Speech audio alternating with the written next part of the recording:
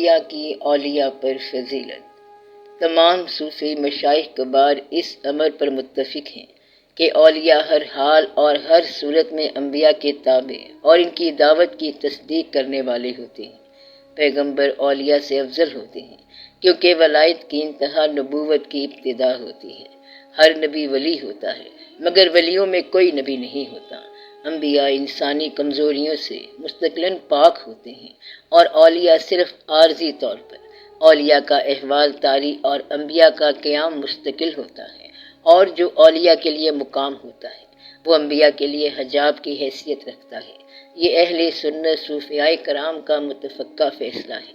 حشویہ کا ایک گروہ یعنی مکتب خراسان اس کے خلاف ہے۔ یہ لوگ اصول توحید پر متناقض کلامی سے کام لیتے ہیں، صوفیاء کرام کے منکر ہیں اور اپنے آپ کو ولی سمجھتے ہیں۔ ہاں ولی وہ ہوں گے مگر شیطان کے ولی۔ کہتے ہیں کہ اولیاء انبیاء سے فاضل تر ہیں۔ یہ ضلالت ہی ان کے لیے کافی ہے کہ جاہل کو محمد صلی اللہ علیہ وآلہ وسلم سے بہتر سمجھتے ہیں۔ اس قسم کا بیہودہ عقیدہ مشتبہ جماعت کے لوگوں کا ہے جو صوفی کہلاتے ہیں اور ذات باری تعالیٰ سے متعلق ازراحی انتقال، حلول و نزول پر یقین رکھتے ہیں۔ تجزیہ ذات حق کا جواز ثابت کرتے ہیں۔ اس مکتب کی دو جماعتیں ہیں جن سے متعلق میں نے اس کتاب میں تفصیلاً ذکر کرنے کا وعدہ کیا ہے انشاءاللہ تعالی۔ یہ مذکورہ جماعتیں دعوی اسلام کرتی ہیں مگر انبیاء کرام کی تخصیص کے معاملے میں برہمنوں کی ہم خیال ہیں۔ تخصیص انبیاء کا منکر کافر ہوتا ہے۔ انبیاء کرام دعوت دینے والے اور امام ہوتے ہیں، اولیاء ان کے مقتدی ہوتے ہیں۔ یہ محال ہے کہ مقتدی امام سے فاضل تر ہو۔ مختصر یہ کہ اگر جملہ اولیاء کرام کے احوال، انفاس و روزگار کو ایک جگہ رکھ کر نبی کے ایک گام صدق سے مقابلہ کیا جائے تو جملہ احوال و انفاس پراگندہ نظر آئیں گے، کیونکہ اولیاء طلب میں گامزن ہوتے ہیں اور انبیاء منزل پر پہنچ کر گوہر مقصود حاصل کر چکے ہوتے ہیں اور اس کے بعد دعوت سے خلقت کو راہ حق دکھاتے ہیں۔ ان ملحدوں میں سے اگر کوئی ملعون یہ کہے کہ قاعدہ یہ ہے کہ کسی ملک سے بھیجا ہوا سفیر مرسل علیہ سے فاضل تر نہیں ہوتا، چنانچہ جبرائیل پیغمبروں کے پاس آتے مگر پیغمبروں کا مقام جبرائیل سے بلند تر تھا، ان لوگوں کی یہ خیال آرائی غلط ہے۔ ہم کہتے ہیں کہ جب ایک سفیر ایک آدمی کی طرف بھیجا جائے تو یقیناً مرسل علیہ فاضل تر ہوگا۔ جبرائیل ایک پیغمبر کے پاس آئے، ہر پیغمبر جبرائیل سے فاضل تر ہوا، لیکن جب رسول ایک جماعت یا قوم کی طرف بھیجا جائے تو لا محالہ وہ اس قوم سے فاضل تر ہوگا، جیسے ہر امت کا پیغمبر۔ اس معاملے میں کسی ذی ہوش کو مغالطہ نہیں ہو سکتا۔ الغرض نبی کا ایک سانس ولی کی ساری زندگی سے فاضل تر ہے۔ جب ولی اپنے باطنی مجاہدے اور ظاہری عبادت سے درجہ کمال کو پہنچتا ہے تو مقام مشاہدے پر فائز ہوتا ہے اور حجاب بشریت سے نجات پاتا ہے، حالانکہ وہ عین بشریت میں مبتلا رہتا ہے۔ اس کے برعکس رسول کا پہلا قدم مشاہدہ ہوتا ہے، رسول کی ابتدا ولی کی انتہا ہوتی ہے، اس لیے ایک سے دوسرے کا تصور نہیں کیا جا سکتا۔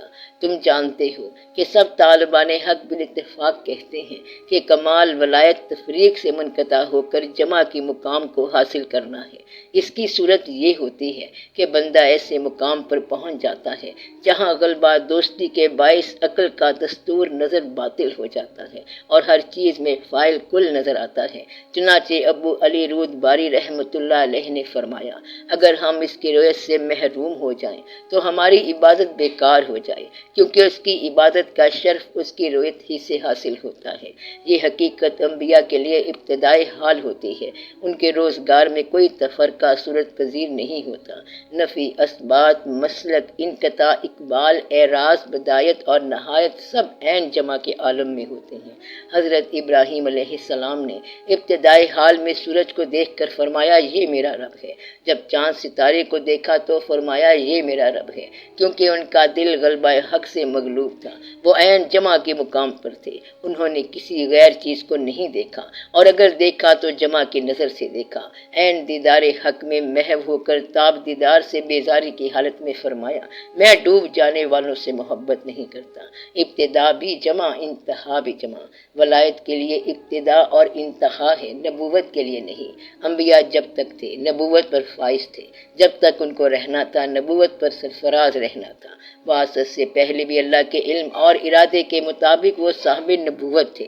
ابو یزید رحمۃ اللہ علیہ سے پوچھا گیا، آپ انبیاء کے بارے میں کیا فرماتے ہیں؟ فرمایا، خدا نہ کرے ہم انبیاء کے بارے میں فیصلے نہیں دے سکتے، ان کی نسبت ہمارے تصورات ہمارے ذاتی بساط کے مطابق ہوتے ہیں۔ باری تعالیٰ نے ان کی نفی اور اثبات ایسے مقام پر رکھے ہیں جہاں انسانی نظر قاصر رہ جاتی ہے۔ جیسے اولیاء کا مرتبہ لوگوں کی نظر سے پنہاں ہے، اسی طرح انبیاء علیہ السلام کا مقام اولیاء کے دائرہ تصرف سے باہر ہے۔ ابو یزید برہان روزگار تھے، آپ نے فرمایا، میں نے دیکھا فرشتے میری روح کو آسمان پر لے گئے، اس نے کسی طرف توجہ نہ دی، گو دوزخ اور بہشت اس کے سامنے رونما ہوئے، وہ حادثات اور حجابات سے مارا تھی۔ پھر میں ایک پرندہ بن گیا جس کا جسم وحدانیت تھا اور جس کے بازو ابدیت تھے، میں فضائے ہویت میں اڑا گیا، یہاں تک کہ فضائے ازلیت میں داخل ہوا اور شجر اہلیت کو دیکھا، غور کیا تو سب کچھ میں ہی تھا۔ میں پکارا، خدایا جب تک میری انا موجود ہے تیری طرف راستہ ملنا محال ہے، مجھے انا سے رستگاری نہیں، بتا میں کیا کروں؟ حکم ہوا، اے ابو یزید، انا سے رستگاری ہمارے دوست کی مطابقت سے وابستہ ہے، اس کے قدموں کی خاک کو اپنی آنکھوں کا سرما بنا اور اس کی تابع داری میں بسر کر۔ یہ داستان بڑی طویل ہے، اہل طریقت اسے معراج بو یزید کہتے ہیں۔ معراج سے مراد قرب ہے۔ انبیاء علیہ السلام کا معراج جسمانی طور پر ظاہر ہوتا ہے، اولیاء کرام کا معراج ہمت اور روح سے متعلق ہے۔ انبیاء کا جسم صفا اور پاکیزگی میں قرب کے معاملے میں اولیاء کے دل اور ان کی روح کی مانند ہوتا ہے۔ یہ بظاہر فضیلت کی دلیل ہے۔ ہوتا یہ ہے کہ ولی عالم سکر میں اپنے آپ سے غائب ہو جاتا ہے اور روحانی درجات سے گزر کر قرب حق کے مقام پر پہنچ جاتا ہے۔ جب عالم صاحب میں واپس پلٹتا ہے تو تمام دلائل اس کے دل پر نقش ہوتے ہیں اور ان کا علم اسے حاصل ہوتا ہے۔ ظاہر ہے کہ جسمانی معراج اور اس فکری معراج میں زمین اور آسمان کا فرق ہے۔ واللہ عالم بالصواب۔ انبیاء و اولیاء کی فرشتوں پر فضیلت۔ جملہ اہل سنت و جماعت اور مشائخ طریقت متفقہ طور پر مانتے ہیں کہ انبیاء اور وہ تمام اولیاء جو آفات سے محفوظ ہیں فرشتوں پر برتری رکھتے ہیں۔ صرف متزلہ فرشتوں کو انبیاء سے افضل تر سمجھتے ہیں۔ وہ کہتے ہیں کہ فرشتوں کا رتبہ زیادہ ہے اور وہ پیدائشی طور پر لطیف واقع ہوئے ہیں، بالخصوص وہ باری تعالیٰ کی زیادہ طاعت کرتے ہیں، اس لیے ان کا مقام بلند تر ہے۔ میں کہتا ہوں کہ حقیقت اس موہومہ صورت سے بالکل مختلف ہے۔ جسمانی طاعت مقامی بلندی اور پیدائشی لطافت فضل خدا بندی کی مقررہ علت نہیں۔ یہ تمام چیزیں تو ابلیس میں بھی موجود تھیں، مگر سب مانتے ہیں کہ وہ ملعون اور ذلیل ہوا۔ فضل خدا بندی اسی کے لیے ہوتا ہے جسے باری تعالیٰ خود ارزاں فرمائے اور جسے خود اس کی رحمت منتخب کرے۔ انبیاء کی فضیلت کے لیے دلیل یہ ہے کہ اللہ تعالیٰ نے فرشتوں کو حکم دیا کہ آدم کو سجدہ کریں۔ یہ امر مسلم ہے کہ مسجود ساجد سے بالا تر ہوتا ہے۔ اگر اس کے خلاف یہ کہا جائے کہ خانہ کعبہ بے جان پتھر کا بنا ہوا ہے، مومن کا مقام بلند تر ہے مگر وہ اسے سجدہ کرتا ہے، اسی طرح فرشتے آدم کو سجدہ کرنے کے باوجود فاضل تر ہیں، تو میں کہوں گا کہ کسی ہوش مند کے نزدیک مومن دیوار، محراب یا پتھر کو سجدہ نہیں کرتا، سجدہ صرف خدا کے لیے کیا جاتا ہے۔ دوسری طرف ہم جانتے ہیں کہ ملائکہ نے سجدہ صرف آدم کو کیا، جیسا کہ حکم باری تعالیٰ میں مذکور ہے، آدم کو سجدہ کرو۔ مومنوں کے سجدے کا ذکر میں فرمایا، سجدہ کر اور اپنے رب کی بندگی کر۔ خانہ کعبہ آدم کی طرح نہیں ہو سکتا۔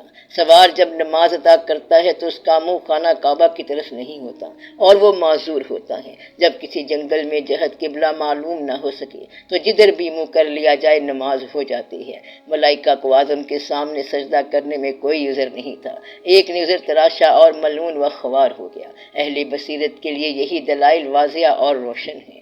علاوہ ازیں ملائکہ صرف اس بنا پر کیسے افضل تر ہو سکتے ہیں کہ وہ حق معرفت میں بلند تر ہیں، ان کی تو جبلت ہی شہوات سے مارا ہے، ان کے دل حرص و آفت سے نا آشنا ہے، ان کی طبیعت مکر و فریب سے پاک ہے، ان کی غذا اطاعت خدا بندی ہے اور ان کا مشرف فرمان حق کی بجا آوری ہے۔ اس کے برعکس انسانی طینت شہوات کا مرکب ہے۔ گناہوں کا مرتکب ہونا انسانی کمزوری ہے۔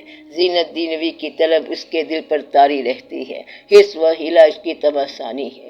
شیطان اس پر اس قدر مسلط ہے کہ گویا اس کے رگو پے میں خون کے ساتھ گردش کر رہا ہے۔ نفس امارہ جو جملہ شر کا منبع ہے اس کے قریب ہے، جس کے وجود میں یہ تمام چیزیں ہوں اور وہ غلبہ شہوات کے باوجود فسق و فجور سے پرہیز کرے، حس و ہوا کے باوصف دنیا سے روح گرداں ہو، شیطانی وسوسوں کے ہوتے ہوئے گناہوں سے بچے، نفسانی آفات سے دور رہے، عبادت، طاعت، مجاہدہ نفس اور مخالفت شیطان میں مشغول ہو۔ یقیناً ایسی مخلوق سے افضل تر ہے جس کی طبیعت میں شہوات کی کشمکش نہ ہو، جو غذا کی ضرورت اور لذت سے نا واقف ہو، جسے ظلم و فرزند کا غم نہ ہو، جسے خواہش و اقارب سے تعلق نہ ہو، جو اسباب و آلات کی محتاج نہ ہو اور امید و بیم میں مبتلا نہ ہو۔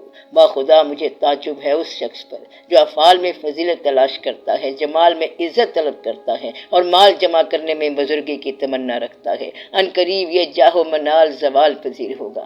رب قدیر کے فضل پر نظر رکھنی چاہیے، رضائے حق کو عزت سمجھنا چاہیے، معرفت اور ایمان میں بزرگی تلاش کرنی چاہیے تاکہ دوام نعمت نصیب ہو اور دونوں جہان کی دولت سے شادمانی حاصل ہو۔ جبرائیل انتظار خلت میں کئی ہزار سال عبادت کرتا رہا۔ خلت کیا تھی؟